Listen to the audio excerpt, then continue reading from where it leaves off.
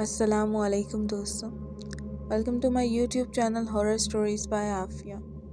دوستوں، horror stories by Aafia میں ایک نئی ہارر سٹوری کے ساتھ میں حاضر ہوں۔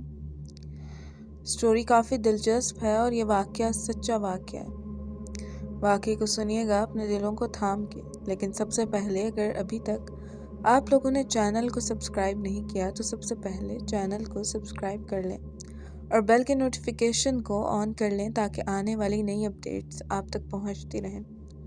دوستوں، واقعہ سناؤں گی انہی کی زبانی جنہوں نے واقعہ میرے ساتھ شیئر کیا۔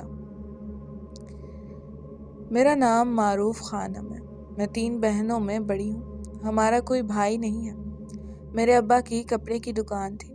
وقت کے ساتھ دکان اچھی گئی تو ابا نے ذاتی گھر خرید لیا۔ 3 کمروں پر مشتمل بڑا گھر جو کہ 8 مرلے پر تھا اور ہمارے لیے بہت ہی بڑا تھا۔ یوں ہم اس گھر میں شفٹ ہو گئے۔ گھر کے پچھلے حصے میں ایک تنگ سی گلی بنی ہوئی تھی، سمجھیں دیوار تھی۔ وہاں ایک درخت لگا ہوا تھا۔ وہ درخت بہت بڑا تھا اور بہت دور تک پھیلا ہوا تھا۔ ابا نے وہ درخت جگہ کی تنگی کی وجہ سے کٹوا دیا تھا۔ ابھی درخت کٹوائے کچھ ہی دیر گزری تھی کہ مجھے پتہ نہیں کیوں مغرب کے اندھیرے سے خوف آنے لگا تھا، جو کہ پہلے بالکل بھی نہیں آتا تھا۔ وقت جیسے جیسے گزرا، میرا دل شام ہوتے ہی گھبرانے لگتا۔ عجیب سی کیفیت طاری ہو جاتی تھی۔ کبھی کبھی مجھے سالن کی خوشبو آتی، جبکہ ارد گرد کوئی بھی ایسا گھر نہیں تھا۔ فاصلے پر ہی سب گھر بنے ہوئے تھے۔ کچن میں بھی وہ چیز نہیں پکی ہوتی تھی جو کہ خوشبو آ رہی ہوتی تھی۔ کبھی مجھے محسوس ہوتا جیسے مجھے کوئی دیکھ رہا ہے۔ ایک دن میں کمرے میں سوئی ہوئی تھی، بہت گہری نیند میں۔ میں نے دیکھا کہ کوئی دبے پاؤں اندر آیا ہے اور میرے پلنگ کے دائیں جانب بیٹھ کر مجھے دیکھ رہا ہے۔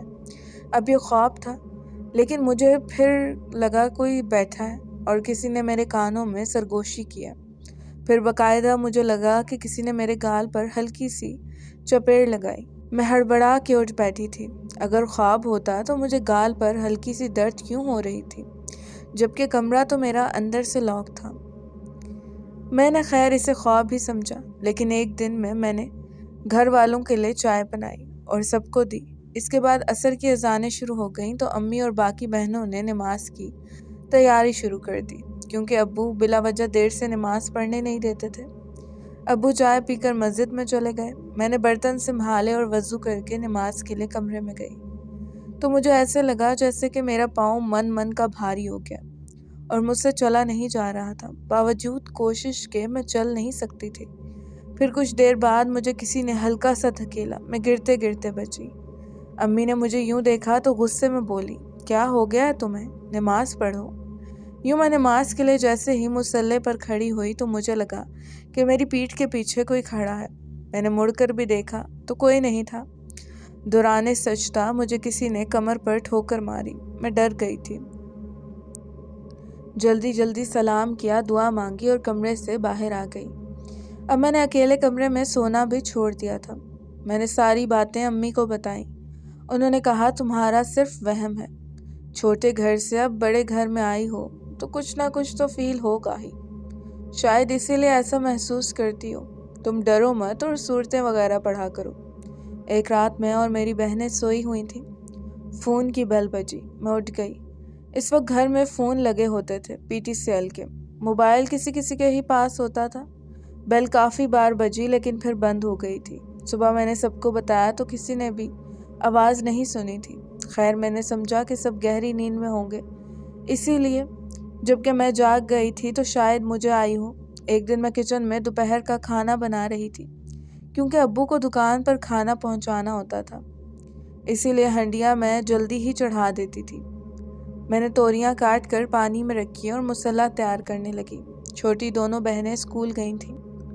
امی نے سلائی مشین رکھی ہوئی تھی اور کپڑے سینے میں مصروف تھیں۔ اتنے میں باہر کا دروازہ زور زور سے بجا۔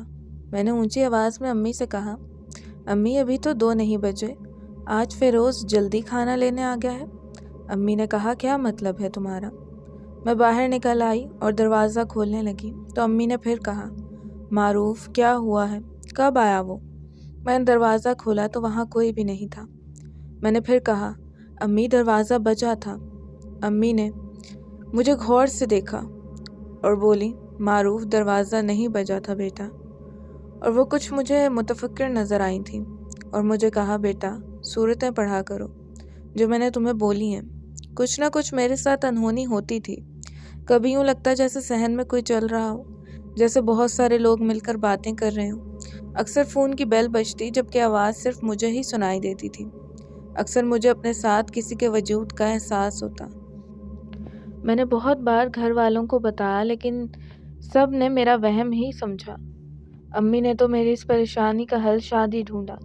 یوں خاندان سے کافی رشتے آنے لگے تھے، لیکن جب بھی مجھے کوئی دیکھنے کے لیے آتا یا تو میں بری طرح سے گرتی یا مجھے بہت تیز بخار ہو جاتا تھا۔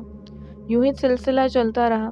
ایک دن میں نہا کر بال سکھانے صحن میں بیٹھی ہوئی تھی، سب گھر میں ہی تھے۔ مجھے سگریٹ کی تیز بو آئی جیسے کوئی سگریٹ پی رہا ہو، جبکہ میرے ابو سگریٹ نہیں پیتے تھے۔ میں نے دل میں سوچا پتہ نہیں کب سے میرا ساتھ ایسا ہوتا رہے گا۔ مجھے کان میں آواز آئی، عجیب سی آواز تھی اور خطرناک آواز میں جیسے کوئی غرا رہا ہو۔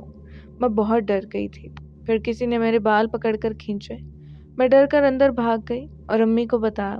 اب امی بھی تنگ آ چکی تھے۔ انہوں نے مجھے ڈاکٹر کو دکھایا۔ ڈاکٹر نے کہا کہ سب کچھ نارمل ہے، کچھ بھی مسئلہ نہیں ہے۔ ایک دن میں سوئی ہوئی تھی، رات کو کسی نے میرے منہ پر زور سے ایسے ہاتھ رکھا کہ میرا منہ بند ہو گیا۔ میں نے ہاتھ ہٹانے کی بہت کوشش کی لیکن اس کی گرفت بہت سخت تھی اور ہاتھوں پر بال تھے۔ پھر میں نے دل سے آیات پڑھنا شروع کی تو ہاتھ کی گرفت ہلکی ہوتے ہوتے ہٹ گئی، لیکن اس رات میں بہت خوفزدہ رہی تھی۔ میری خالہ ہمارے گھر آئیں، میں نے سب کچھ ان کو بتا دیا کیونکہ میری خالہ سے بہت زیادہ بنتی تھی۔ انہوں نے کہا کہ مجھے پتہ ہے کہ آپا ان باتوں پر کبھی یقین نہیں کرتی، تم میرے ساتھ چلنا، دیکھنا سب ٹھیک ہو جائے گا۔ یوں میری خالہ مجھے بازار کا کہہ کر اپنے ساتھ ایک بزرگ عامل کے پاس لے گئیں اور سب کچھ ان کو بتایا۔ انہوں نے مجھے کہا کہ مجھ پر جنات کا اثر ہے، اچھا ہوا ابھی اسے لے آئی ہو، نہیں تو اس کی موت پکی تھی اور چاند کی 14 تاریخ کو یہ نہیں بچتی۔ انہوں نے مجھے ایک کمرے میں اکیلا دائرہ کھینچ کر اندر بٹھا دیا اور کہا کہ اپنی آنکھیں بند رکھنا، جب تک میں نہ بولوں آنکھیں مت کھولنا۔ کمرے میں اندھیرا تھا، عامل بابا اور میں ہی اندر تھے۔ عامل صاحب کچھ پڑھتے رہے۔ مجھے عجیب عجیب آوازیں سنائی تھیں جیسے بہت سارے لوگ جمع ہوں میرے ارد گرد۔ پھر انہوں نے مجھے آنکھیں کھولنے کا بولا۔ میں نے جیسے ہی آنکھیں کھولی کمرے میں مدھب سی روشنی تھی۔ میں نے عجیب خلقت دیکھی، چھوٹے قد، گھٹے جسم، بالوں سے بھرا بدن اور کافی حد تک بندروں سے ملتی جلتی مخلوق تھی۔ آنکھیں چھوٹی اور چمکدار تھیں، مدھم روشنی میں وہ کافی تعداد میں تھے، مجھے نظر آ رہے تھے۔ اتنے میں عامل کی آواز کمرے میں گونجی، کون ہو تم، کیا چاہتے ہو؟ عجیب سی آواز تھی ان لوگوں کی۔ ان میں سے ایک بولا، ہمیں لڑکی چاہیے، ہمیں پسند آ گئی ہے، اور سب میری طرف بڑھنے لگے۔ وہ سب مجھے دیکھ رہے تھے جبکہ میں بہت ڈری ہوئی تھی۔ اتنے میں عامل کی آواز گونجی، چلے جاؤ ورنہ تمہارا خاتمہ کر دوں گا۔ پھر آواز آئی، نہیں جائیں گے، ہمارا گھر ہے، درخت کاٹ دیا ہے انہوں نے۔ عامل بابا اٹھے اور ان کے ہاتھ میں پانی تھا، انہوں نے ان پر چھڑکا جس سے ان کی چیخیں بلند ہو گئیں۔ اس کے بعد ایک ایک کر کے وہ چیخیں مارتے ہوئے غائب ہو گئے۔ اس کے بعد عامل بابا ہمارے گھر بھی آئے۔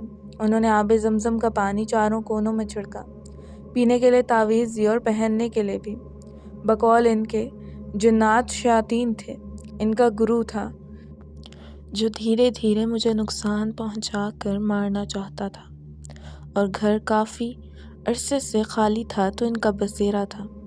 خیر، ہم نے اس کے بعد گھر میں قرآن خوانی کروائی اور پھر سب کچھ ٹھیک ہو گیا، لیکن میں بہت اذیت سے گزری تھی جو مجھے شاید کبھی نہ بھولے۔ دوستوں، امید ہے کہانی پسند آئی ہوگی۔ اپنی قیمتی رائے کا اظہار ضرور دیجیے گا۔ ملتی ہوں پھر نئی کسی کہانی کے ساتھ۔ اپنا ڈھیر سارا خیال کیجیے گا، اس ناچیز کو بھی دعاؤں میں یاد رکھیے گا۔ فی امان اللہ۔